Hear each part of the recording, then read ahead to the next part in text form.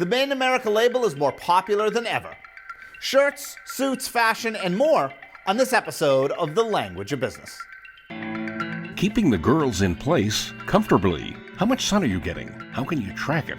Where does POTUS go to buy the right suit? But first, made in New England with pride. This is The Language of Business with Greg Stoller. Entrepreneurs often buck trends, but would you have the guts to invest in a 200-year-old manufacturing mill when all you read in the news are the merits of offshore cheap labor?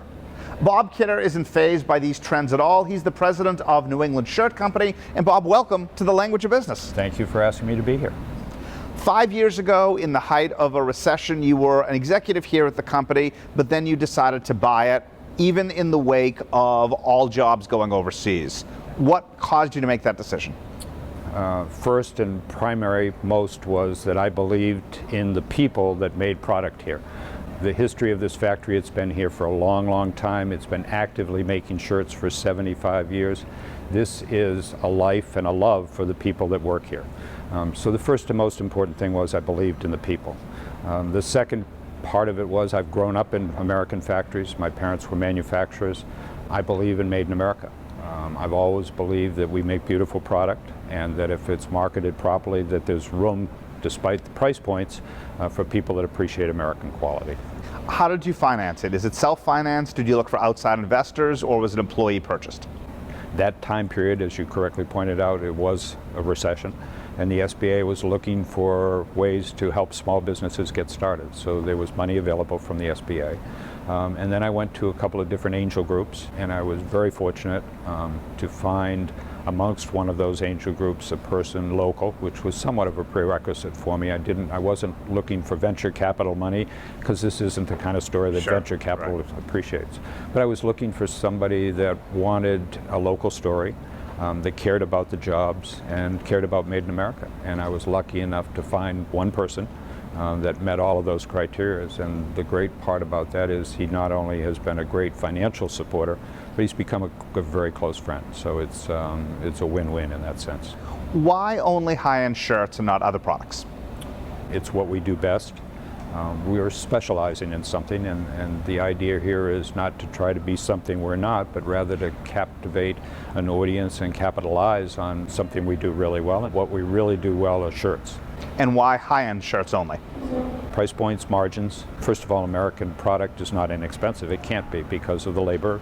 We're a union factory under Unite, and I'm very proud of that. My workers, we pay above union wages, and we've got a very, very strong relationship with the local union, and we're very partial to that relationship. So I don't say that in a bad way, but I do say it in the sense that when you're competing with China, where it's $2.50 high end for a day, and we're paying, $11, $12 an hour, there's just no way that you can bring those numbers together without selling a higher cost product. We don't try to sell to Macy's, we don't try to sell to any of those people. We can't, but we do try to sell to better specialty stores, to e-commerce business, to Nordstrom's, to the better people in the market that can take the price point and do something with it.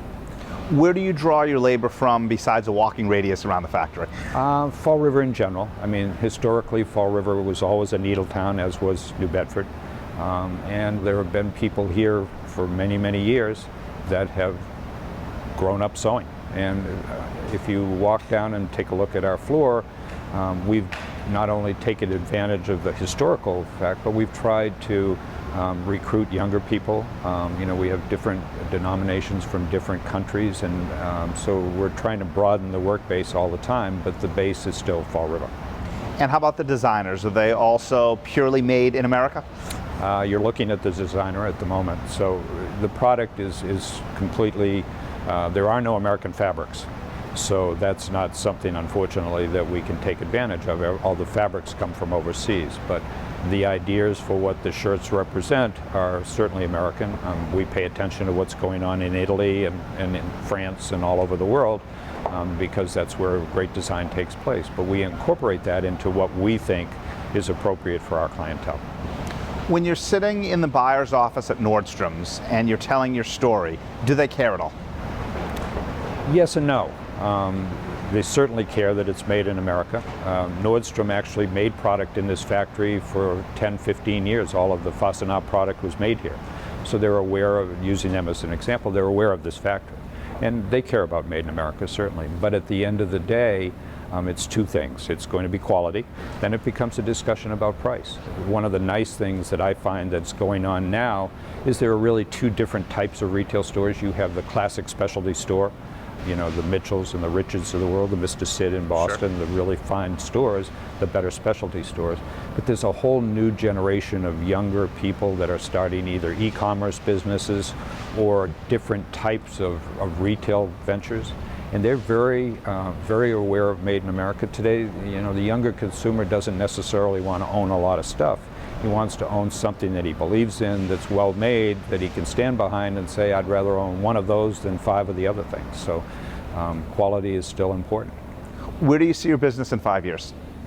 Growing. You know, we have a lot of projects right now for Ralph Lauren. Yesterday we just found out that we're going to do the Olympic thing. Congratulations. Shirts for 2016. So, you know, we're excited about where we can go from a growth standpoint. We believe in e-commerce. So I see us continuing to work with better stores, doing private label for them because that's important. And I see us building and forming stronger relationships with larger people like Ralph Lauren and people like that. Anything that keeps you up at night about your business? Making product in the United States has to be a passion because it's not easy. What hasn't been easy about it? Building something from scratch. I mean, the business had been here for a while, but basically when I started 5 years ago, I didn't have an order, and this year between Trunk Club, which is one of our largest accounts and one of our best relationships, and Ralph Lauren and the specialty store business, we'll do 50 or 60,000 shirts. But that didn't take place in 1 year. It started with, you know, 100 shirts in Buffalo and grew because it was made in America, and then it grew a little bit more because it was quality and people liked the story. And but all of those things require money, they require patience, they require time, and all of those things make for sleepless nights. You know, we're fortunate, I'm fortunate, the angel that I talked about, you know, stuck with us through thick and thin. And most importantly, the people downstairs, you know, the sewers, the cutters, all of these people, they believe in what they do. Bob, thank you. Bob Kidder, the president of New England Shirt Company here in Fall River, Massachusetts. Coming up, how much sun are you getting? How can you track it? But first, keeping the girls in place comfortably. Next on The Language of Business.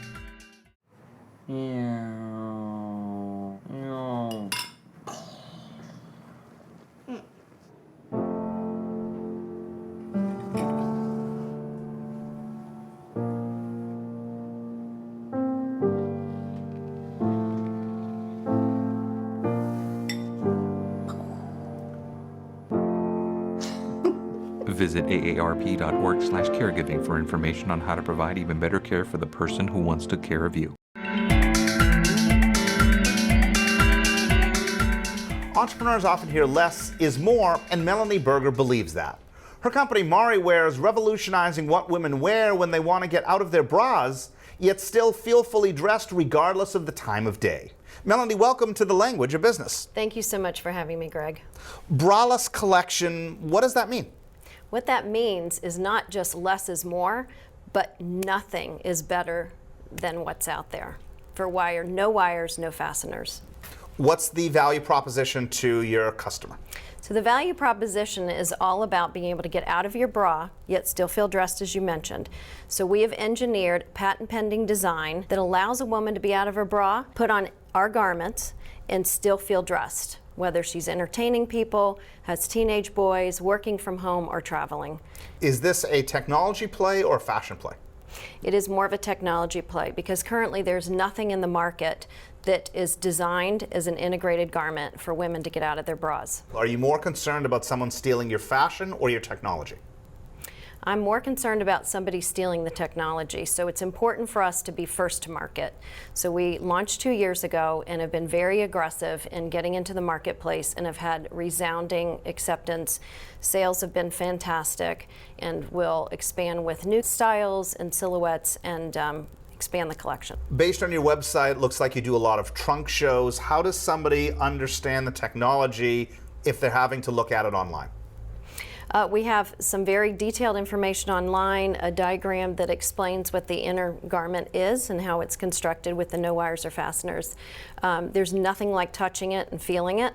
So we are in retail locations, and the trunk shows do work well for that. Do you ever show up to some of the retailers personally to help shill for your own company? Oh, absolutely. And there's nothing like being there and getting the feedback. One of my big thrills is to have somebody look at it, touch it. Oh, there's no way that's going to work. You know, the skepticism is so obvious in their eyes. And I encourage them to go try it on. They come out and they've got glimmer in their eyes. They're like, wow, this really is amazing. So that's a thrill I don't want to miss. Where is it manufactured? It's manufactured in New York. The fabrics come out of LA. They're printed and trucked to New York, and the manufacturing is done in the garment district of New York City. Was there any particular difficulties in the sourcing of your components?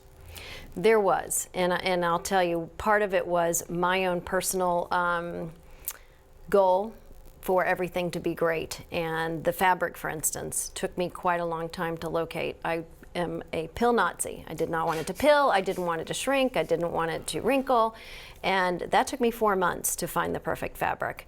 The other components are challenging because, again, watching cost.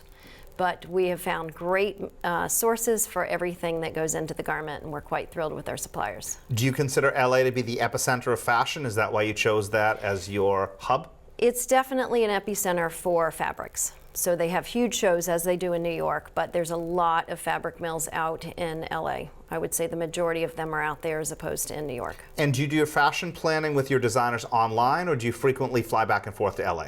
Oh, we will definitely do FaceTime. This is an important component for the success of the company. So. And how about the manufacturing out of New York? Oh, quick drive, 3.5 hours, I'm there, and it's perfect. So we've got great communication and great relationship there. How about margins?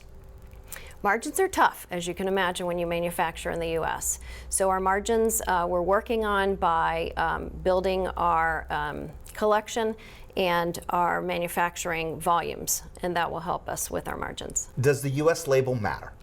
I think it does. And I was very adamant personally to keep it made in the U.S. We participated in American Field, which is done here in Boston and all around the country, and have been told many, many, many times that people are very sensitive to that. And when somebody walks up and sees on the tag, made in the USA, I immediately get a reaction. Why Boston as the place to start? I live here. I think Boston is the hub of a lot of innovation. I was part of the Mass Challenge Incubator program here, and a wonderful program at Boston College through their MBA school, and just constantly inspired by the people here in the breadth of knowledge and across all industries. Would you ever consider relocating to a lower cost portion of the United States before going internationally? For my factory, yes. I personally plan on staying here for a while, but we did a bake-off for the factories, meaning that we put it in a number of different locations and to see who would give the best output for the best price. We're very much about quality. We monitor everything very closely. I would consider other factories in the U.S. before I'd go overseas. Tell us more about the collection. It's not just daytime apparel, it's also nighttime apparel as well. Yes. My original concept was actually more for nighttime. It was lounge sleepwear. Little did I know the predominance of women who wanted to be out of their bras across many aspects of their lifestyle. So what I originally conceived as lounge, sleep, rise as my tagline is now braless comfort and confidence, because women want to be out of their bra, be comfortable, but also feel confident. I can be dressed like this, I'm in a bra, I feel confident, but maybe not so comfortable. So this bridges that gap between fashion and function. Well, our model, Ashley, put on our paisley cross comfy, long pants, and our great wrap me up, which is amazing for just a layering piece you can take everywhere. She even took it one step further and tucked the pants into her boots, which is great look for the season and not something I have seen people do. So I was really thrilled with the way she looks. With or without a bra, what keeps you up at night about your business? I'm definitely without a bra. I'm definitely in my Mari wear.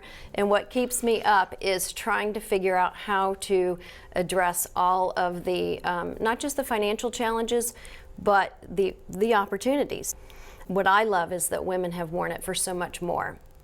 I immediately started getting calls from people who are wearing it for medical.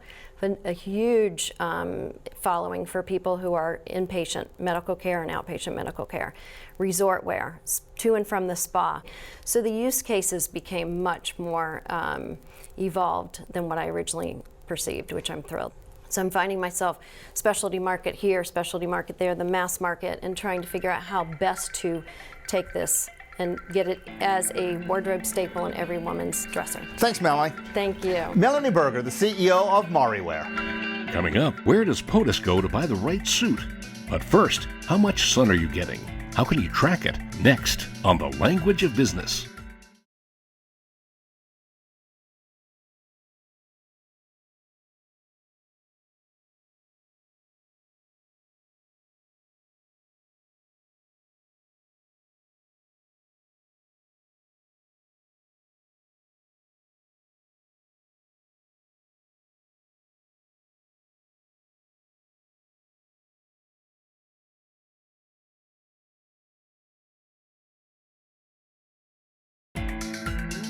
This is The Language of Business with Greg Stoller. Retailers are full of lotions to reduce exposure to sunlight. But don't tell that to Ed Likovich. His business is all about tracking sunlight in order to be healthier. Ed, welcome to The Language of Business. Thank you for having me. Why track sunlight? We think of sunlight as part of the health triangle, which we call it. So people know about exercise. You're supposed to get 30 minutes a couple times a week. They know about nutrition. Sunlight is the missing component to that. It has an effect on just about everything that you do. Your wake, your energy, your sleep, how you feel. It actually has a huge effect on mood as well. So for people who suffer from depression, this can be a big deal. How does it work? Is it a Fitbit for sun, or is it some other technology? Yeah, that's a fair way to describe it. So I'm wearing a SunSprite here, and I'll walk you through the device. So the first thing is the way that it attaches. It has a flexible magnetic clasp that you can pull off and attach in the way that's right for you. A lot of people, men wear it on their shirts, and women tend to attach it to a purse strap or something like that. It's also completely solar powered, and you can see the solar panels on the front surface here. And no cords, no cables, nothing to remember. You just get your sunlight, and it keeps it charged forever.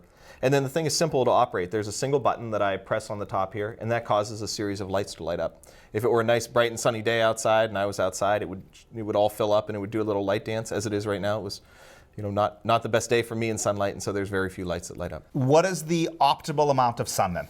So it's about 30 minutes of bright sunlight each day. And if you can't get the absolute bright amount, which is considered 10,000 lux, which is on a bright sunny day here, even in the winter, you can get 10,000 lux. You can get a lower amount of sun for more amount of time. What happens to the data the device collects? So this is our SunSprite app, and this is the home screen, which is available on the iPhone right now.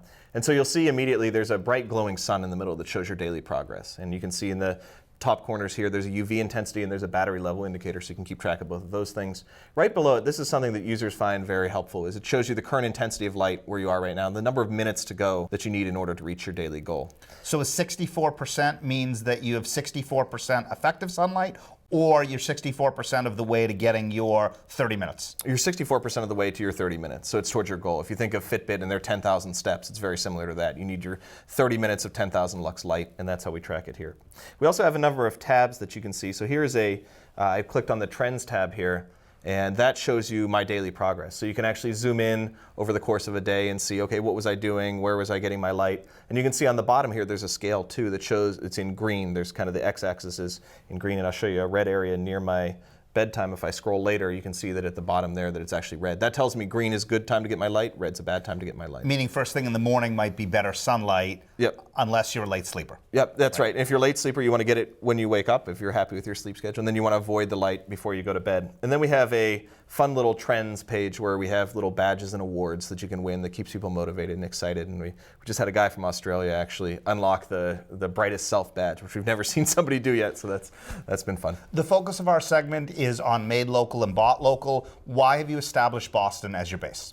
So I think Boston is one of the core centers in the U.S. for kind of life sciences and biotech research. I mean, we have Harvard, we have MIT, we have BC, we have BU. There's just terrific universities around here. And the technology actually came from two Harvard psychiatrists. So there's people engaged with the battle against depression and for health in Boston. It just makes sense to be here around, there's a huge innovation scene, there's a huge health scene, and I can't imagine anywhere better to be. Outside of the many universities and hospitals, what makes the innovation community in Boston unique? Yeah, I think it's people giving back. who have prospered from the innovation economy. So it's amazing to me, and it was completely eye-opening, how you can reach out to somebody who is, CEO of some corporation, who once started down here where we are, and say, can I grab 15 minutes of your time? I have a question about, marketing to consumers, and I know you did this really well, and I'd like to ask you about it. And they always respond by saying, yes, here's 15 minutes of my schedule, we can have a call. And so being able to take advantage of that kind of body of institutional knowledge has just been critical for us. Boston might have a lot of innovation, but it's high cost. Does that factor into your decision making? Sure, it does. And high cost comes with high quality. And so that's part of the reason to be here, is to have that quality of resources around. Having somebody who's a drive in terms of Connecticut or a plane flight away for our electronics people, it's a 3-hour thing. There's no language barrier. We can get it right the first time we manufacture something. And then in terms of sales, just being able to sell to customers, we want to be as close to the customers as we can. We're launching a new business. We have a ton of product market hypotheses. And the closer we are to people and the more we can talk to them, the better we're able to understand, do we have the right product? And we hope eventually that's going to lead to large international business. But right now we're focused on really nailing down our product and our customer. Would you consider actively marketing customers outside the United States? Yeah, I think we would. We're not close to that yet. We ran a crowdfunding campaign in which international people purchased it, and it turned out to be a bit of a logistical hassle to ship things to different countries. What's the form you need to have, and what's the statement, and what's the invoice preparation. So that took us more time than we wanted, but it was good to reach those people at least once. Do your customers resonate to the fact that it's made in the United States? Yeah, they do. A lot of people really like that aspect of the product. To them, it signifies quality. It signifies that there are people here that talk to you when you have a problem, and that's another big thing is customer service. Is we handle all of that, and to have somebody write in and then have a response come back from a real human instead of a robot is a big deal for a lot of people too. Do people give you a nod because it's Boston-based technology? Yeah, I think so. Especially the locals around here. I mean, we sell more devices in Massachusetts, on a population-adjusted basis than anywhere else. And where is your factory? It's in South Dakota. So our electronics are made in South Dakota, and our plastics are done in Connecticut. And then they're assembled, and then they're shipped to us, and we take care of everything from there. And how did you choose? Those are two fairly opposite locations. Why South Dakota and why Connecticut? Yeah, a lot of it is personal referral at this stage. It's we've got to manufacture a product. We're doing it for the first time. It's really easy to mess this up.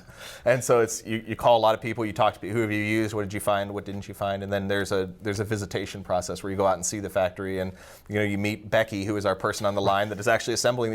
It's Becky that's doing this. And so if there's a problem, we talk to Becky. And so having that personal relationship was really important to us. So it doesn't always come down to cost.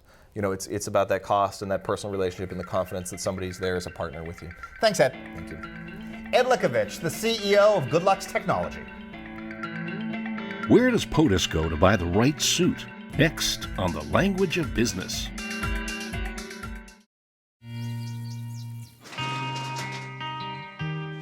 I've got a job to do today. I've got a job to do today.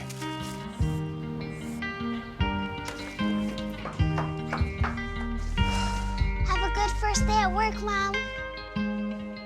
Your donations to Goodwill fund job training programs right in your community. Feels good to start fresh, right?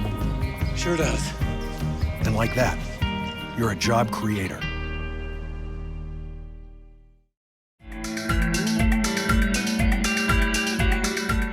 He's a suit maker, and his suits are worn by corporate executives, ambassadors, even presidents. How do you get to that level? John Martinek, welcome to The Language of Business. Thanks for having me. You are the CEO of Southwick. How long have you been in this position? I've been in this position 5 years now. And where did you come from professionally before that? Originally, I spent 28 years with the Hickey Freeman Company in Rochester, New York. And what caused you to come to Southwick? The ownership that bought this factory decided they want to invest in made in USA, domestic manufacturing. And they asked me to join this organization because I have a belief that there's ability to manufacture clothing in the United States. What is the difference between Southwick and Brooks Brothers? Southwick and Brooks Brothers are synonymous with traditional American clothing. Both very great organizations. Southwick has been manufacturing clothing for Brooks Brothers for many years, but both stand on equal terms based on the products that they make and who they sell to. Do you only manufacture for Brooks Brothers, or do you also have other private label brands? Well, we manufacture for Brooks Brothers predominantly. We also manufacture our Southwick brand, and we manufacture for a slew of different companies in the United States. A lot of designers or companies that want U.S.-made products. And we found out that there's a new niche out there for a younger consumer. And these younger consumers really are enamored with the products made in the United States. And is that from social consciousness or something else? More from social consciousness. And I think the younger consumer now, they want to understand if your factory is green, if you're socially compliant, and they are more in tune with the manufacturing process than I was at their age. And where do you draw your labor from? Our labor is predominantly from the Merrimack Valley. We have people from the local area. We have people from Lowell, from New Hampshire. So we pool from an immigrant workforce. Predominantly it's immigrant workforce, and we work with Catholic charities as far as finding refugees and helping them assimilate into our workforce as well. Is English the only language that's spoken in your factory? We speak 15 different languages. 15 different languages? But we offer English as a second language 4 days a week, and we teach our employees English as best we can. And how do you deal with the perennial 800-pound gorilla in the room that U.S. labor costs are higher than they are overseas? They are higher. But the thing is that direct labor is a value add. Where it costs you more money is indirect overheads, things like that, and we use technology to help us offset those costs. It takes 185 minutes to make a jacket in the United States or in the Far East. It's just what you pay your employees. So knowing that they make a livable wage, they have good benefits, there's a value to it. It might not be for everyone, but a lot of people like the fact that they can buy their clothing made in the United States. And how about your fabrics? Are they all American made as well? Predominantly the fabrics come from England or Europe or Italy. But we're recently starting to work with a company about making fabrics again in the United States. As a U.S. manufacturer of clothing, you are bucking a trend. Do you find it helps or hurts you not to have a peer group immediately surrounding your operations? I don't think so. I think we compete on a global scale. It's not regionalized anymore. And I think what's happened, the world has gotten so small that you can talk to your retailers, so you can talk to manufacturers, you can talk to different people in this industry. And I think there's enough there that we can understand what we're up against, how we have to deal with things based on legislation. What sorts of legislation affects you? Well, duties. You're looking at how can you help with reducing tariffs on things. We're looking at possibly turning our factories into duty-free zones, which will help us from a standpoint of importing and exporting products.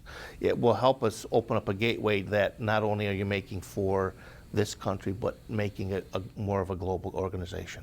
How do you deal with transportation costs? Transportation costs, it can become difficult, but probably it's much better shipping here via UPS or FedEx than shipping it another method from overseas. But let me push back. If you're importing from overseas, you might be ordering 500 or 1,000 suits per batch. My guess is that you're not sending that volume to a West Coast retailer. No, you don't. But also what you can do by manufacturing in the United States, you don't have to buy 500 per batch. You can buy smaller numbers. And I think that's our advantage of making in USA. So if you don't sell through all 500, that cost of carrying that inventory, is it really a savings or not? So I think that's where you kind of look at what the additional upfront cost is, as opposed to not having too much obsolescence. As businesses grow, they've got two options. They can expand it to other locations or outsource their workforce. How has that affected you here at Southwick? Well, what has happened here at Southwick is that there's a reinvestment in young professionals. We know that this industry has been decimated by going offshore.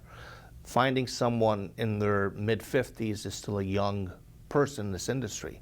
So we've reached out to different colleges, engineering schools, and we're bringing people on board, mentoring them to be the future leaders of this industry. What is the average employment tenure here? The average employment tenure, we have people that have worked here over 40 years, and some as recent as just a few months. But we view our people as our biggest asset. It's easy to invest in a facility, easy to invest in equipment. The people is what is key, and that's what's important here, is investing in the people that they can learn this craft and take it into the future. If you had to start Southwick from scratch today, would you do anything differently? Well, that's an interesting question. And I think we've had a very good recipe with what we've done. It's always changing.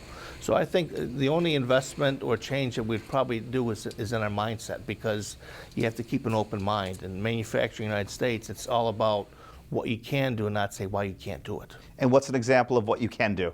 We can do anything. That's our philosophy here is if you can think it, you can do it. And that's what we live by. John, thank you very much. Thank you. John Martinek, the CEO of Southwick here in Haverhill, Massachusetts. An alphabet soup of financing options. VC versus PE versus S1 versus hedge. Next time on The Language of Business.